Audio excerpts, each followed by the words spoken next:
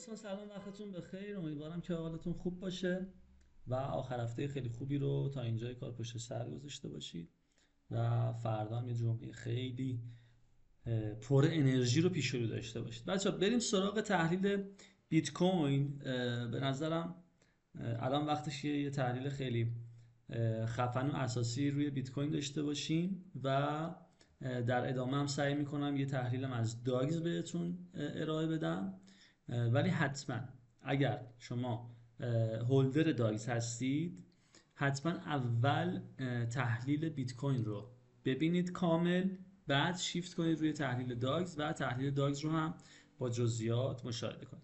بریم روی چارت.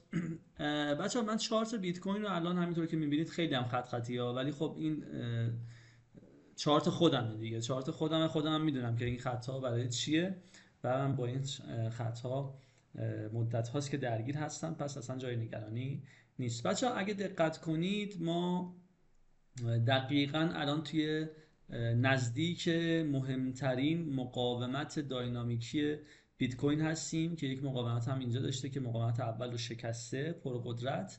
یک مقاومت اینجا تو هلوش 67 تا 68 هزار داریم که درگیر این مقاومته و از اینجا ریجکت که نشده، هنوز درگیره و داره رنج میزنه زیر مقاومت. احتمال اینکه این مقاومت رو بتونه بشکنه خیلیه، ولی من جزئیات رو به خدمتتون ارائه میدم که بدونید اگر قراره بشکنه قراره چه اتفاقی بیفته روی USDT دامیننس تتر، اگر قرار نیست که شکسته بشه چه اتفاقی قراره بیفته، و از در حقیقت یه جوری از چارت دامیننس تتر برسیم به تحلیل بیت کوین. من معمولا به این شیوه اقدام میکنم. بچه‌ها یه توضیحات کلی من بهتون بدم. الان قیمت بیت کوین 67231 دلاره.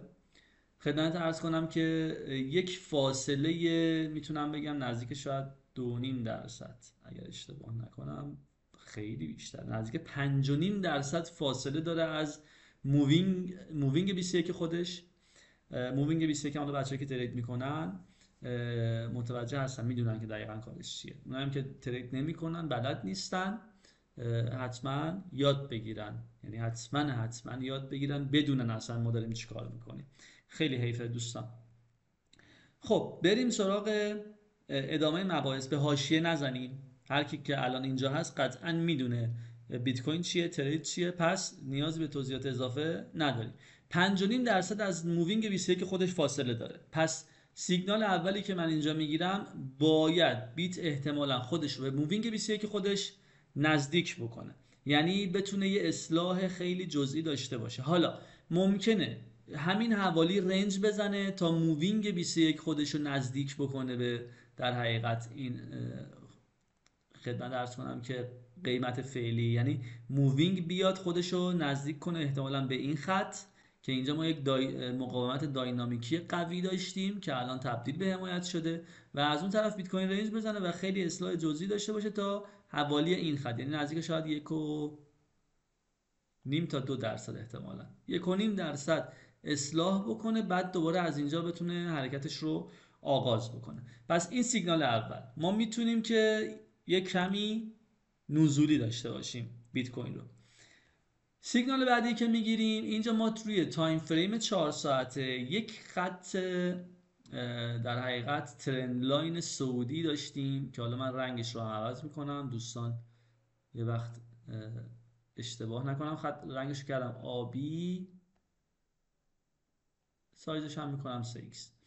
ببینید این ترند لاین سعودی ما هست که از کف این شادو به نظر من شروع میشه، اینجا درگیری داشته، اینجا درگیری داشته، اینجا درگیری داشته و بالاخره رفته روی این ترند لاین. به نظر نمیاد به این راحتی بتونه این ترند لاین سعودی رو از دست بده، با توجه به اینکه این در حقیقت منحنی رو ما روی چارت بالای این ترند لاین داریم و یک همچین منحنی هم زیر ترند لاین، پس میتونیم دوباره بیت کوین رو بالای این خط ترند لاین همچنان داشته باشیم. پس من اینجا یک سیگنال سعودی دارم. یه نکته دیگه هم که هست، مووینگ 21 که تو تایم فریم 4 ساعته که اینجا خیلی نزدیک شده به قیمت و احتمال داره که قیمت بعد از تاچ شدن مووینگ بتونه دوباره روند صعودی خودش رو ادامه بده. یعنی ما یه 4 ساعته بیایم زیر مووینگ، یه شادو هم به این خط مقاومت داینامیکی قبلا مقاومت بوده الان حمایته بزنیم، بعد دوباره بریم بالای مووینگ و بیایم بالای این ترین لاین و دوباره صعودی بشیم. پس سیگنال بعدی که هم میگیرم یک سیگنال صعودیه. تایم فریم دیلی یک سیگنال نزولی دارم، 4 ساعته یک سیگنال صعودی. کدوم معتبرتره؟ آفرین، اون که توی دیلی هست معتبرتره. پس ما باید یه پایینایی بزنیم، ولی به این راحتی ها پایین نمیزنیم، چون هم مووینگ 21 4 ساعته حکم حمایت داره، هم این خط در حقیقت مقاومت داینامیکی قبلا بوده الان تبدیل به حمایت داینامیکی شده و این هم یک در حقیقت حمایت خیلی قویه و این ترند لاین صعودی ما. اوکی، پس تا اینجای کار اینو داشته باشیم. شیفت میکنیم میریم روی چارت دامیننس تتر که خیلی خیلی خیلی مهمه. من یک تغییراتی هم روی مووینگ 21 بدم، یه خورده این خط رو کلوفتر کنم. اوکی، حالا دامیننس تتر چی میگه؟ دوستان ما یک کانال صعودی داشتیم توی تایم فریم دیلی. ببینید این کانال آبی رنگ اومدیم بالا، دقیقاً سقف کانال واکنش نشون داده دامیننس و پایین اومده. سقف کانال دقیقاً با این ترند لاین صعودی که بوده متقارن شده و دقیقاً اینجا دامیننس تتر ریجکت شده با سرعت خیلی پایینی به سمت، با سرعت خیلی بالایی به سمت پایین. اوکی، اگر دقت کنید یک نمودار سراشونه در حقیقت یک خدمتتون عرض کنم، حالا من لفظش یادم رفت، یک الگوی سراشونه هم ما اینجا داریم. اگه بخوام با این قلم براتون نشون بدم، ببینید به این صورت. حالا من اینو پاک میکنم صرفا فقط داشته باشید، رنگش رو هم اگه بتونم عوض میکنم براتون میذارم این رنگ. یک الگوی سراشونه هم ما اینجا روی چارت دامیننس تتر موجود داریم. من اینو پاک کنم. اوکی، خب این الگوی سراشونه، میدونید که الگوی سراشونه به چه در حقیقت یک الگوی خدمت عرض کنم که ادامه دهنده رونده. یعنی ما الگوی سراشونه رو که تشکیل میدیم این روند مجدد باید ادامه پیدا بکنه. کی این روند ادامه پیدا میکنه؟ یعنی کی این الگو خدمت عرض کنم که استارتش میخوره که ما بتونیم از الگو استفاده کنیم در راستای ریزش دامیننس و از اون طرف رشد بیت کوین. چون میدونید دامیننس تتر یک رابطه کاملا معکوسی داره با خود قیمت بیت کوین. کی این اتفاق میفته بچه‌ها؟ وقتی که این کف، یعنی کف، اگه ما اینو بگیریم سراشونه، این دقیقاً خط شونه ما هست. اگر این خط شونه از دست بره، دامیننس در حقیقت این استارت این الگو میخوره، استارت یعنی این الگو فعال میشه و ما ادامه روند نزولی رو از اینجا به بعد خواهیم داشت. حالا این اگه همینطور که میدونید ما توی تایم فریم دیلی هستیم. من قبلا هم توی استوریا اشاره کرده بودم که اگر قیمت در حقیقت دامیننس تتر زیر 5.25 کلوز بده، تایم فریم دیلی، کندل دیلی کلوز بده، ما میتونیم این رو نزولی داشته باشیم، یعنی دامیننس رو نزولی داشته باشیم. اما همونطور که میدونید هنوز دامیننس زیر این 5.25 کلوز نداده. پس صحبتی که ما داشتیم صحبت کاملا منطقی بوده. حالا یه اتفاق دیگه هم که داره میفته بچه‌ها نگاه کنید. ما از مووینگ 21 دامیننس فاصله گرفتیم و هر لحظه ممکنه که دامیننس خودش رو به این مووینگ 21 نزدیک بکنه. از قضا حوالی مووینگ 21 ما یک ترند لاین نزولی داریم، یک مقاومت داینامیکی داریم که میتونه اینجا واکنش بده دامیننس به این در حقیقت مووینگ 21 و این خط نزولی، این مقاومت نزولی که داشتیم و دوباره ریجکت بشه به سمت پایین. پس ما فعلا از دامیننس داریم سیگنال نزول بیت کوین رو میگیریم. از تایم فریم دیلی هم داریم سیگنال نزول بیت کوین رو میگیریم. حالا نه نزول خیلی درصد، مثلا 20% یا نه، من فعلا برای نزول بیت کوین رو همون 1.5 تا 2% هستم. فعلا بیشتر از اینو نیستم تا اون خطوط مهم ما رو از دست بده، که حالا حتما هم براتون آپدیت ارائه میشه.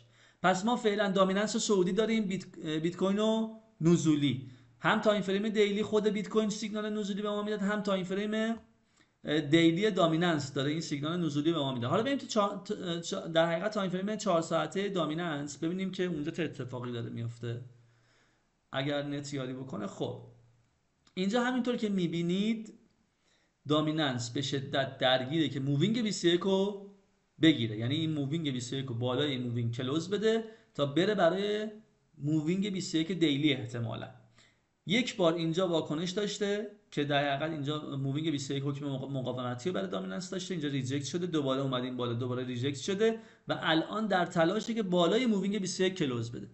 کلوز کندل 4 ساعته بالای مووینگ 21 میتونه ما رو امیدوار کنه که دامیننس برسونه خودش رو به مووینگ 21 دیلی. اوکی، یعنی این حوالی. حالا من اگه بخوام به صورت خدمت شما عرض کنم که محدوده مشخص بکنم، شاید این محدوده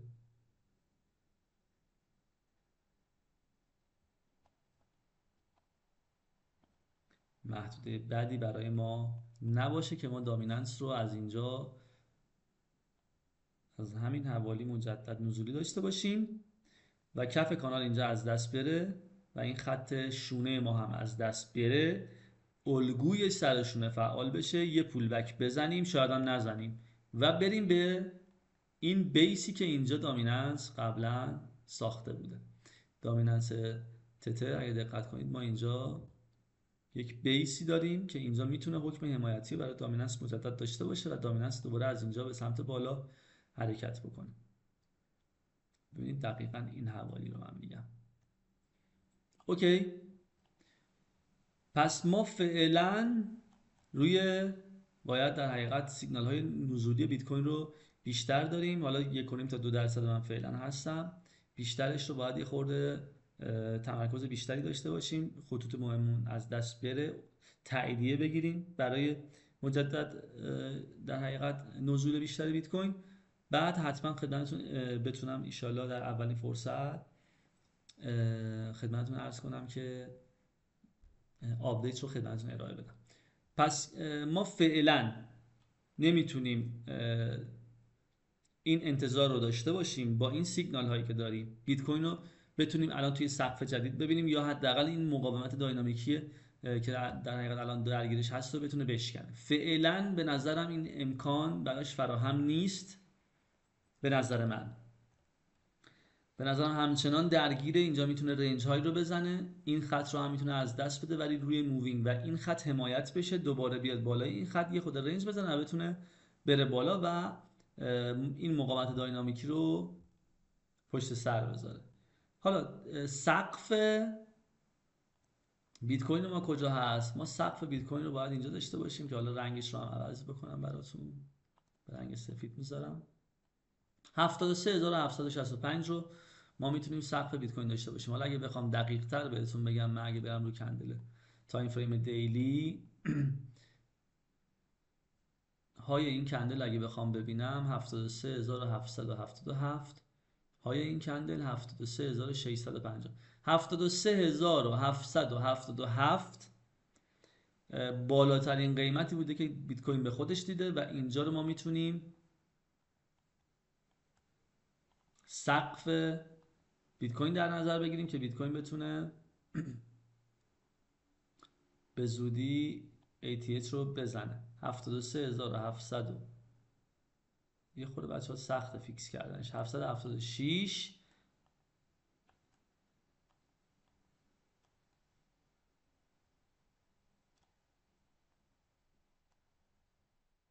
خب مثلا که فیکس کردنش راحت شد.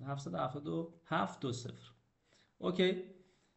بیت کوین احتمالاً بعد از اینکه این مقاومت رو پشت سر گذاشت، ببینید ما فعلا سیگنال هامون نزولیه. اوکی، فعلا سیگنال هامون نزولی. اگر دامیننس تتر بیاد بالای مووینگ 21 و این خط در حقیقت مقاومت داینامیکی خودش رو پشت سر بذاره، ما همچنان دامیننس سعودی خواهیم داشت و بیت کوین رو نزولی. اما من نمیتونم و هیچ کسی نمیتونه از الان برای یک هفته آینده بیت کوین بیاد نظر بده، بگه آقا من یک هفته آینده بیت کوین رو اینجا میبینم. نه، ما الان نهایتا میتونیم 24 ساعت آینده بیت کوین رو مد نظر قرار بدیم. به نظرم حالا من که بیشتر درگیر چارت هستم، معمولا 3-4 ساعت یه بار میام چارت رو چک میکنم، تاییدیه‌ها رو چک میکنم. اتفاقی خاصی قرار باشه بیفته حتما به اشتراک میذارم با دوستان، حالا تو استوری کانال یا یوتیوب که میام دیگه، میام تمرکزی که شما بدونید من چیکار دارم میکنم، کم کم یاد بگیرید و بتونید همراه بشید. حالا بچه‌هایی که هر کسی با استراتژی خودش دیگه، ممکنه در حقیقت شما اسمارت مانی کار بکنید، اینجا تاییدیه‌های سعودی ببینید روی دامیننس، منم همینطور، ولی مثلا شما تاییدیه رو در حد مثلا 2 روز 3 روز آینده ببینید، من در حد 1 روز آینده میبینم. شما شاید مثلا برعکس من این موضوع اتفاق بیفته، شما تا 3-4 ساعت آینده دامیننس رو سعودی ببینید، من مثلا تا یک هفته آینده دامیننس رو سعودی ببینم. استراتژی ها همه اوکی ان، ولی این بازی در حقیقت این وین ریتشونه، این که شما بتونی با چه استراتژی کار بکنی که دقیقاً تا میاد بیت کوین حرکت خودش رو آغاز بکنه، یک لگ سعودی بزنه یا یک لگ نزولی بزنه، بتونی اونجا شکارش بکنی. مثل در حقیقت پوزیشنی که روی وی آی پی ساعت 6 و نیم صبح به بچه‌ها داده بودم روی قیمت‌های خیلی پایین. دقیقش حالا اگه بخوام بهتون بگم توی حالا خدمتتون عرض کنم که هست داخل کانال، فکر کنم براتون گذاشته بودم، شاید حس می‌کنم هولوش قیمت‌های 62 63 بود اگر اشتباه نکنم، که من سیگنال صعود بیت کوین رو به بچه‌ها دادم و خودم هم همچنان پوزیشن باز دارم که دیگه الان نگاه کنید بچه‌ها، این ترند لاین رو داره از دست میده. تایم فریم 4 ساعت، این اگه کلوز زیر این ترند لاین بده 4 ساعته بعدی رو شاید یه شادو بالا ببره، ولی احتمالاً میاره روی مووینگ 21. اگه از اینجا حمایت شه دوباره میره برمیگرده بالای ترند لاین، اگه نه دوباره پول بک و روی این خط حمایت میشه. این خط رو هم از دست بده دیگه میایم برای خطوط پایین‌تر که حالا آپدیت حتما خدمتتون ارائه میشه در اولین فرصت. فعلا ما باید بیت کوین رو اصلاح داشته باشیم 1.5 تا 2%.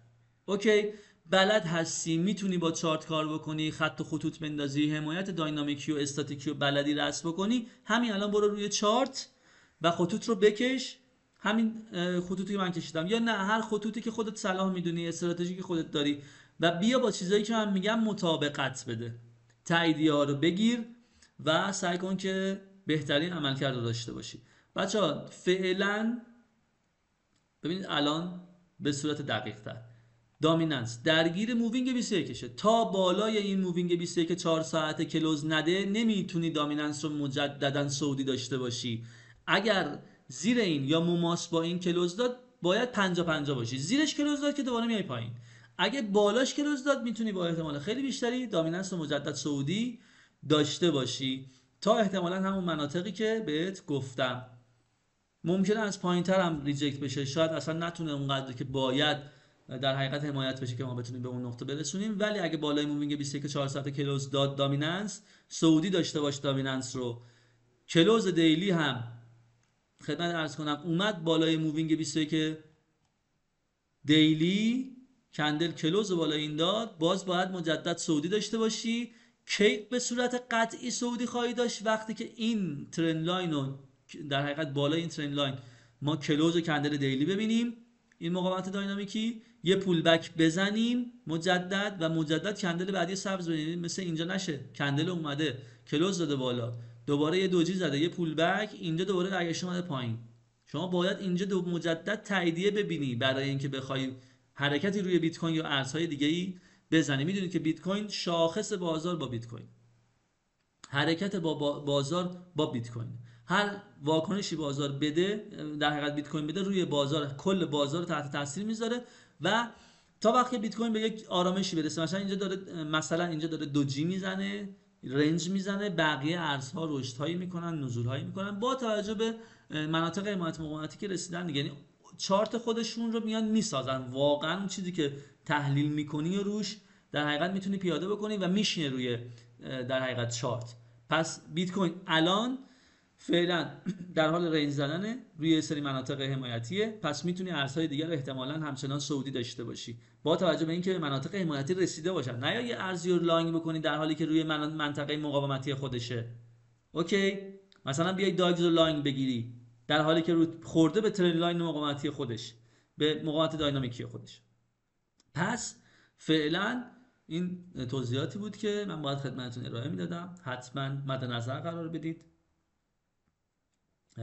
با استراتژیتون ترکیب بکنید تا بتونید بهترین خروجی رو داشته باشید. به زودی تحلیل داگز رو هم براتون آپدیت میکنم، منتشر میکنم. فعلا روی بیت کوین تمرکز کنید، توضیحاتی بهتون گفتم مد نظر قرار بدید تا بریم برای داگز. اگه نات کوین هم داری، اگه نمیدونم حالا هر ارزی رو الان هولد داری، بیت کوین رو، توضیحات بیت کوین رو، تحلیل بیت کوین رو باید ببینی. مخلص فعلا.